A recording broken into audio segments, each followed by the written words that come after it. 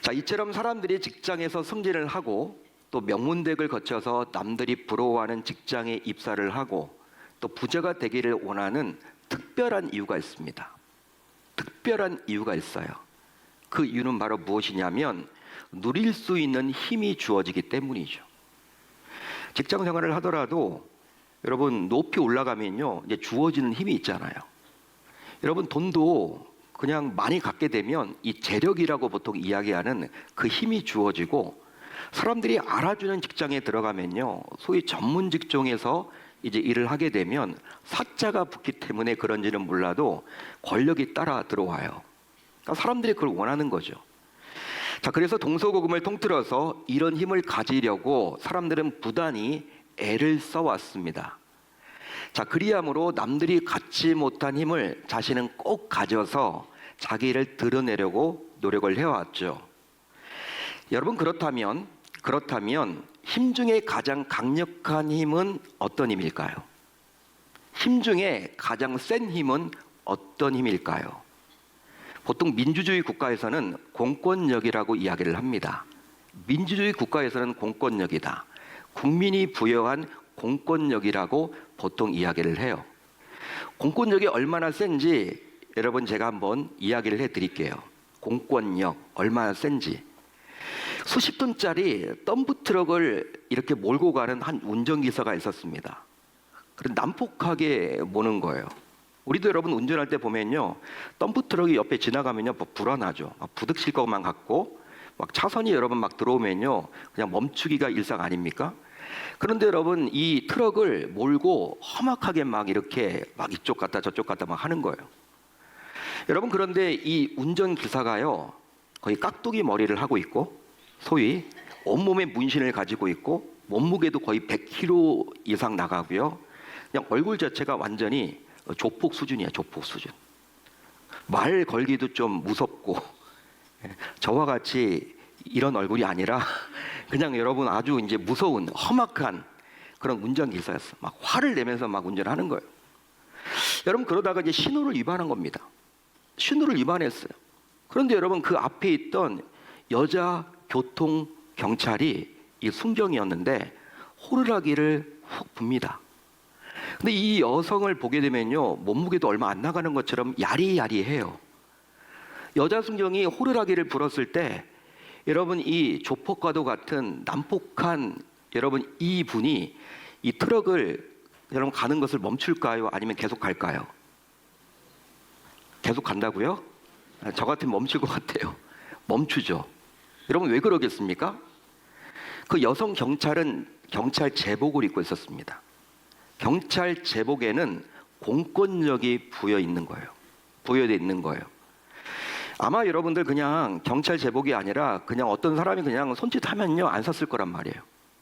그렇지만 이 여성 경찰이 경찰 제복을 입고 야리야리한데 그냥 호루라기를 불어도 그 경찰 제복이 주는 공권력 때문에 아무리 조폭과도 같은 여러분 그 사람이 그렇게 빨리 달리려고 해도 그냥 그 차를 멈출 수밖에 없다는 것이죠. 그만큼 공권력은 대단한 것입니다. 자, 그런데 이런 공권력보다도 더 대단한 힘이 있는데 그것은 바로 뭘까요? 신적 능력입니다. 신적 능력. 실제로 신의 힘보다 더한 힘이 어디 있단 말입니까? 여러분 아무리 입헌군주제의 왕이라도 대통령제의 대통령이라도 내각 책임제의 총리라도 신의 힘보다는 강할 수가 없는 거예요. 자, 그런데 오늘 말씀 안으로 들어가 보시면 이런 신의 힘, 신의 권세를 가질 수 있는 비결이 있다라고 우리에게 말을 해주고 있습니다. 즉 하나님의 자녀가 되는 권세를 갖게 된다라고 분명히 말을 해주고 있죠. 자, 그러면 하나님의 자녀가 되는 이 권세는 과연 어떻게 받을 수 있을까요? 하나님의 자녀가 되는 권세는 곧 누구의 권세입니까? 하나님의 자녀가 되는 권세는 곧 누구의 권세예요? 하나님의 권세죠. 하나님의 권세예요. 따라서 이런 하나님의 권세를 가지려면 어떤 대단한 조건이 필요한 것 아닌가요? 여러분들은 어떻게 생각을 하십니까? 자, 그런데 오늘 말씀을 잘 보시면 하나님의 자녀가 되는 권세를 말을 해주면서 이런 권세를 얻는 방법에 대해서 너무 싱겁게 말을 해주고 있습니다. 바로 무엇일까요? 한번 따라합니다. 영접. 영접이라고 말을 해주고 있다는 거예요. 대단히 싱겁게 이야기를 해주고 있죠. 여러분, 세상에 신의 권세를 부여받습니다. 신으로부터 권세를 부여받는 거예요. 하나님으로부터 권세를 부여받는데 영접이란 지극히 간단한 조건을 이야기해주고 있기에 솔직히 말하면 좀 믿음이 안 가요. 좀 믿음이 안 갑니다. 실제로 신의 권세를 가지려면 신과 동등한 자격을 갖추거나 그게 아니면 어떤 테스트, 어떤 시험을 거치든지, 즉 남들이 가지지 못한 어떤 특별한 능력을 가져야만 그 신의 권세를 가질 수 있는 것 아닌가요? 그런데 영접하는 자에게 이런 신적 권세를 주신다고 이야기를 하고 있으니 너무 싱겁고 시시하기에 별로 믿음이 안 가는 거 있죠.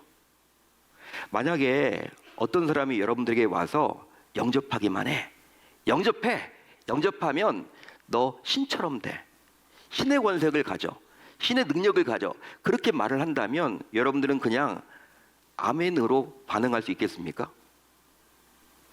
하지만 이것은 엄연한 사실이고 진실이에요. 엄연한 사실이고 진실입니다. 바로 영원한 진리인 하나님의 말씀인 성경이 말을 해주고 있기 때문입니다. 여러분, 영접이란 그 이름을 받아들이고 그 이름을 믿고 그 이름을 인정하는 거예요. 그런데 이것이 바로 하나님의 자녀가 되는 권세, 이 권세를 받을 수 있는 유일한 비결이래요. 즉 그 이름을 받아들이고 그 이름을 믿고 그 이름을 인정하는 것, 이런 세 가지의 단계가 필요하다는 것이죠. 따라서 하나님의 자녀가 되는 방법, 즉 하나님의 자녀로서의 권세를 누리는 방법은 오직 이것뿐입니다. 그런즉 오직 그 이름을 영접하는 자에게 주시는 하나님의 특별한 은혜인 셈이죠. 할렐루야, 할렐루야. 그러면 여기서 말하는 그 이름은 과연 누구의 이름을 말하는 것일까요? 여기에 나와 있는 그 이름은 과연 누구의 이름을 말하는 것일까요? 바로 하나님의 자녀가 되는 권세를 주시려고 이 땅에 오신 예수 그리스도이십니다. 예수 그리스도이십니다. 그러기에 우리로 하여금 하나님의 자녀가 될 수 있도록 해주는 유일한 이름이 있으니 그것은 바로 예수님의 이름이에요. 동의하시면 아멘. 그래서일까요? 사도행전 4장 12절을 보세요. 이렇게 나와 있습니다. 이런 여러분 말씀이 나와 있죠. 같이 한번 읽어봅니다. 4장 12절 시작. 다른 이로서는 구원을 받을 수 없나니 천하 사람 중에 구원을 받을 만한 다른 이름을 우리에게 주신 일이 없음이라. 이렇게 나와요. 다른 이름을 우리에게 주신 일이 있다 없다? 없다. 따라서 오직 그 이름은 바로 예수님이십니다. 할렐루야, 할렐루야. 그러기에 예수님께서는 우리를 하나님의 자녀로 만들어 주시려고 이 땅에 오셨고, 그 예수님의 이름을 가진 자를 자기 자녀로 삼아 주시려고 하나님 아버지께서는 독생자 예수 그리스도를 이 땅에 보내 주셨습니다. 그렇다면 그 이름을 믿는 자들은 과연 누구를 말하는 것일까요? 그 이름을 믿는 자들, 누구를 말합니까? 여러분, 오늘 말씀을 꼼꼼하게 읽어보시면 영접하는 자, 곧 그 이름을 믿는 자들이라고 나오죠. 여기에 나와 있는 곧, 이런 곧은 어떤 의미일까요? 같은이란 뜻이에요. 같은. 따라서 믿는다라는 말은 영접하다의 또 다른 표현으로 예수님을 유일한 신앙의 대상으로 인정하고 받아들이는 것을 말하는 거예요. 그러기에 하나님께서는 예수님을 유일한 구주로 인정하고 받아들이는 자에게만 자녀된 권세를 주십니다. 믿으시면 아멘, 동의하시면 아멘. 더 나아가서 하나님의 자녀가 되는 권세는 또 무엇이란 말입니까? 여러분, 하나님의 자녀가 맞습니까? 자녀가 맞아요? 자녀가 되면 권세를 부여받는데 여러분들은 어떤 권세를 가지고 계십니까? 자녀로서? 하나님께서 자녀된 우리에게 어떤 권세를 주셨어요? 세 가지의 권세를 주셨어요. 세 가지의 권세. 우선 죄를 이기는 권세입니다. 죄를 이기는 권세입니다. 실제로 우리가 삶 속에서 여러 다양한 문제로 허덕이게 되는 것은 바로 죄로 인함이에요. 우리를 불행하게 만드는 것은 뭘까요? 죄입니다, 죄. 아이, 목사님, 저는요, 지금 이 문제 때문에 제가 불행하거든요. 이 자녀의 문제만 해결되면 좋겠어요. 자녀가 속을 너무 썩여요. 저는 자녀 때문에 불행해요. 이 자녀가 자꾸 문제를 일으켜요. 그렇게 말하는 분이 있다면요, 여러분, 그렇게 이 자녀 때문에 자기는 불행하다고 여기겠죠? 아니, 목사님, 저는요, 몸이 불편해요. 몸만 건강해지면 저는 행복할 것처럼 보여져요. 저는 이게 몸이 불편해서 이 몸만 제가 건강해지면 좋겠어요. 이 질병이 저에게는 불행을 안겨줘요. 아니, 목사님, 저는 이 재정적인 압박이 저를 불행으로 이끌어요. 이 재정적인 것들만 해결되면 저는 행복할 것 같아요. 여러분, 맞는 말이죠. 그렇지만 여러분, 더 깊이 들어가면요, 그런 것들이 아니라 이 죄로 인해서 우리가 불행하게 되는 거예요. 이 죄의 문제만 해결되면요, 행복해집니다. 즉, 죄를 이기지 못해서 그런 것이고 또 죄를 다스리지 못해서 그런 거예요. 한마디로 죄로 인해서 우리는 행복한 삶을 살아내지 못하는 것이죠. 그러다 결국 어떻게 됩니까? 죄로에서 헤어나오지 못하고 허우적허우적 거리다가 죽음을 맞이하게 되어서 결국 지옥에 가는 게 인간의 모습이죠. 자, 하지만 하나님께서 자기 자녀들에게는 이 죄를 다스리고 이겨낼 특별한 권세를 부어주셨어요. 자, 로마서 8장 1절로 2절을 볼까요? 우리 한번 같이 읽어봅니다. 로마서 8장 1, 2절 시작. 그러므로 이제 그리스도 예수 안에 있는 자에게는 결코 정죄함이 없나니 이는 그리스도 예수 안에 있는 생명의 성령의 법이 죄와 사망의 법에서 너를 해방하였음이라. 아멘. 생명의 성령의 법이 죄와 사망의 법에서 너를 해방하였음이니라. 너를 해방하였음이니라. 따라서 오직 그 이름을 믿는 자, 그 이름을 영접하는 하나님의 자녀는 죄를 이기는 능력인 아주 특별한 은혜를 받게 되는 거예요. 할렐루야. 할렐루야. 실제로 이것만큼 대단한 권세는 없는 것이죠. 믿으시면 아멘. 세상 불신자들은요, 이 죄의 문제를 해결 못 받거든요. 그러다 여러분 지옥 가는 거예요. 죄를 계속 반복해서 짓다가. 그렇지만 하나님은 자기 자녀들에게는 여러분 죄를 이겨낼 그 권세를 우리에게 부어주셨어요. 이것보다 더 큰 은혜가 어디 있습니까? 이것보다 더 큰 권세가 어디 있단 말이에요. 이런 권세를 받아 누리는 저와 여러분들 다 되실 수 있기를 당부드립니다. 또 문제를 해결받는 권세입니다. 문제를 해결받는 권세예요. 이 땅에서 살아가는 하나님의 자녀인 성도 역시 다양한 문제를 접하기 마련이에요. 여러분, 예수 믿어도 암에 걸리고, 예수 믿어도 사고를 만나고, 예수 믿어도 가난하게 될 때도 있고, 예수 믿어도 대학 시험에 떨어질 때도 있고, 예수 믿어도 성질이 안 될 때도 있고, 예수 믿으면 여러분 다 되면요, 다 여러분 교회 나올 거 아니에요.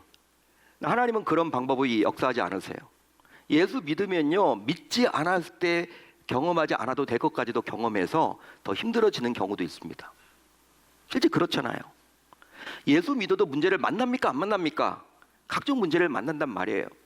하지만 하나님의 자녀가 된 자가 가진 문제는 아버지인 하나님께서 친히 해결해 주세요.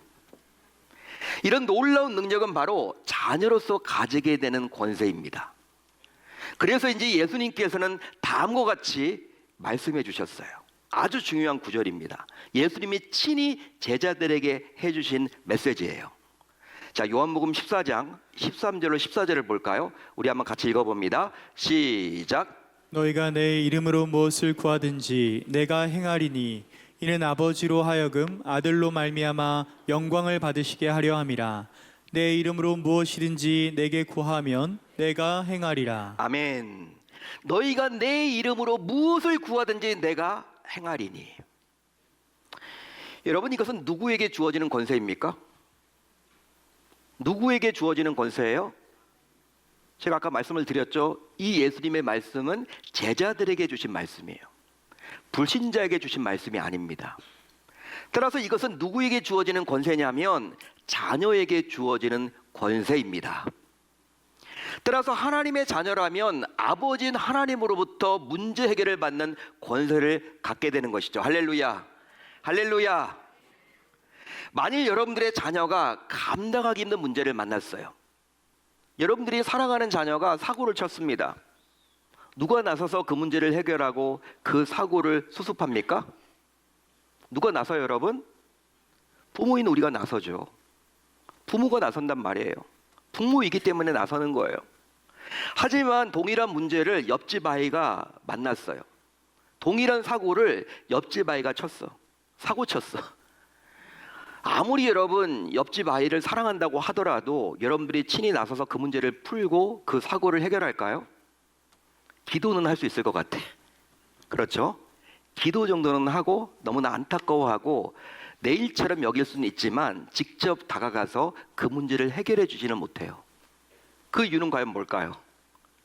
책임이 없기 때문에 그러는 거예요. 책임이 없기 때문에 그러는 거예요.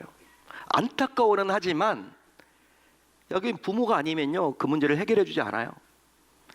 그런즉 아버지는 자녀의 문제를 해결해 주고 자녀는 아버지로부터 그런 놀라운 특권을 받아 누릴 수 있는 권세를 갖게 되는 것입니다. 믿으시면 아멘. 동의하시면 아멘. 또 하나님 아버지가 함께하는 권세입니다. 실제로 아버지는 자녀를 버리는 법이 없어요. 자녀를 내치는 법이 없습니다. 마태복음 1장 23절을 보게 되면 하나님께서 약혼한 마리아의 임신 소식을 듣고 충격에 빠져 있던 요셉에게 직접 찾아가서 말씀해 주셨어요. 어떤 말씀을 해 주셨습니까? 다음과 같은 이야기를 해 주셨죠. 보라, 처녀가 잉태하여 아들을 낳을 것이요 그의 이름은 임마누엘이라 하리라 하셨으니 이를 번역한즉 하나님이 우리와 함께 계시다 함이라. 아멘. 하나님이 우리와 함께 계시다. 하나님이 우리와 함께 계시다. 이 구절을 보더라도 하나님께서는 자녀된 권세를 가진 자들을 떠나는 법이 없습니다. 이 말인즉슨 하나님께서는 자녀된 자의 모든 삶에서 언제나 동고동락을 해주신다라는 거예요. 내가 슬플 때 하나님도 함께 슬퍼해요. 내가 아플 때 하나님도 함께 아파해요.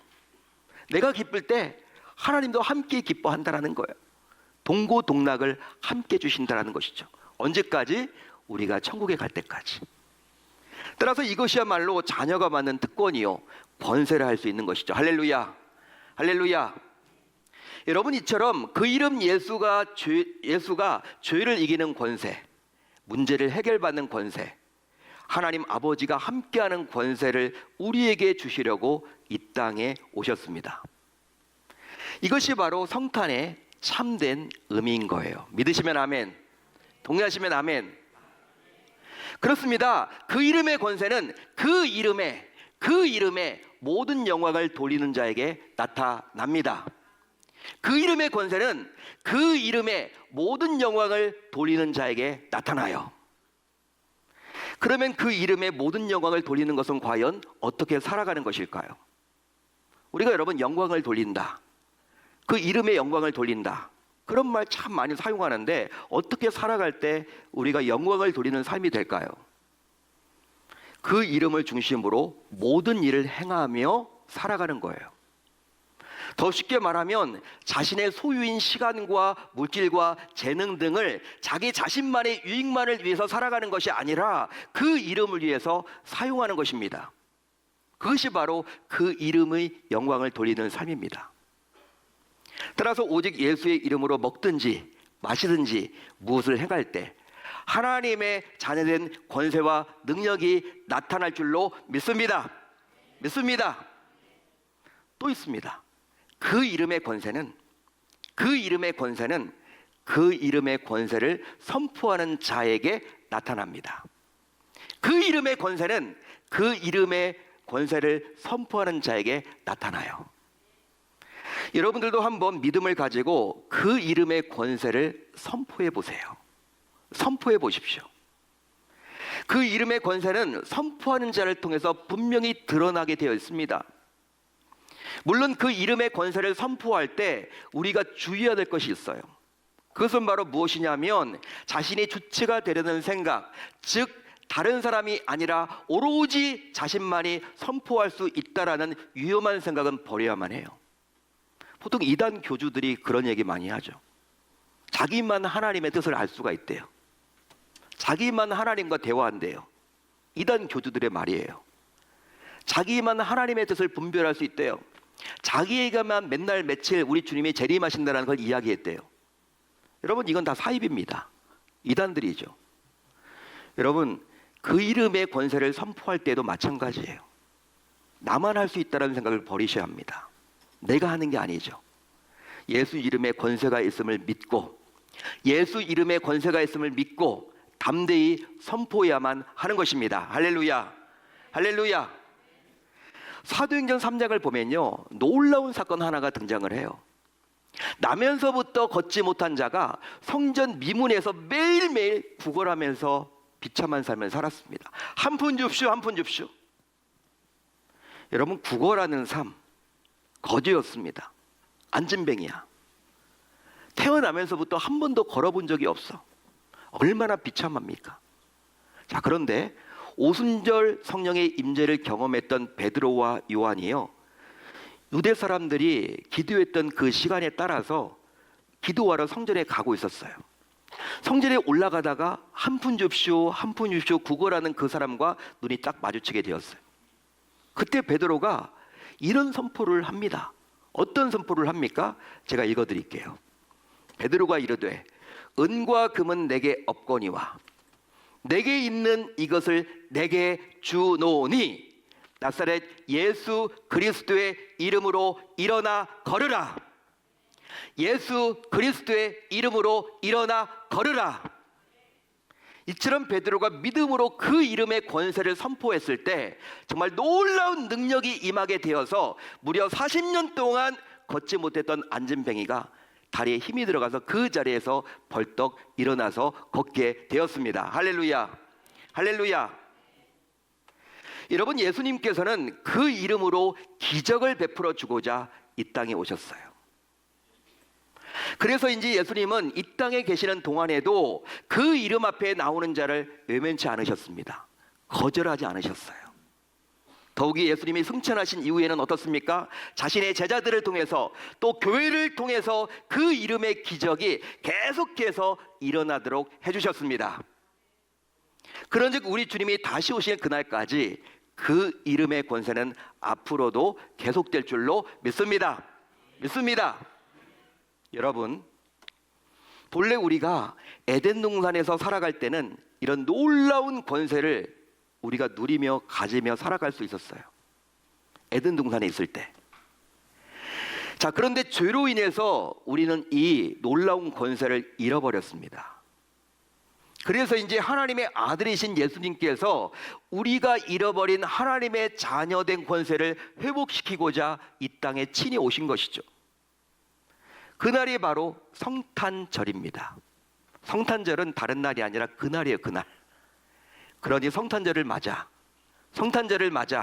당연히 모든 영광과 존귀와 찬양과 경배를 우리 예수님께 드림이 마땅한 것입니다. 바로 성탄의 주인공은 오직 예수님이셔야 하기 때문이죠. 하지만 오히려 이 세상을 바라보면 어떻습니까? 다른 이름이 성탄의 주인공이 되어버렸어요. 다른 이름이, 예수의 이름이 성탄의 주인공이 되어야 하는데 다른 이름이 성탄의 주인공이 되어버렸어요. 쉽게 말하면 산타가 주인공이 되었고 자녀가 주인공이 되었고 연인이 주인공이 되어버렸습니다. 심지어 장사하는 분들은 연말 특수와 함께 크리스마스 시즌을 기대하기도 하죠. 그런데 잘 생각을 해보면 성도들조차도, 예수님이 이 땅에 오신 날이라고 인정하는 성도들조차도 크리스마스 선물이다, 크리스마스 여행이다, 공연이다, 휴가다 라면서 스스로 주인공이 되어버렸어요. 나를 위한 성탄절이에요. 나를 위한 성탄절로 삼아버리는 경우들이 얼마나 많아졌습니까? 하지만 이것은 엄연히 성탄의 참된 의미를 훼손한 거예요. 따라서 이제 이 말씀을 들은 성도인 우리 모두 성탄의 주인공인 예수님께 감사하는 마음과 감사하는 선물을 드리고자 돌아오는 수요일 오전 11시 성탄 감사 예배에 최우선순위를 두고 모두 참석해서 성탄의 참된 주인공인 예수님을 높이기로 다짐하고 결단할 수 있어야 할 줄로 믿습니다. 어떤 일이 있어도요, 성탄 감사 예배는 나오셔야 하는 거예요. 나와도 좋고 안 나와도 좋고 내 스케줄을 소화하다가 시간 날 때만 나오는 것이 아니라는 거예요. 왜냐하면 성탄절은 나를 위해서 존재하는 날이 아니라 나를 위해서 하늘 보좌를 버리고 이 땅에 오신 예수 그리스도, 그분께 감사를 드리고 그분을 찬양하는 날이기 때문인 것입니다. 그 결과 그 이름의 권세로 어렵고 힘든 시기를 넉넉하게 이겨내는 우리 계명의 모든 권속들이 다 되실 수 있기를 우리 주님의 이름으로 축원합니다.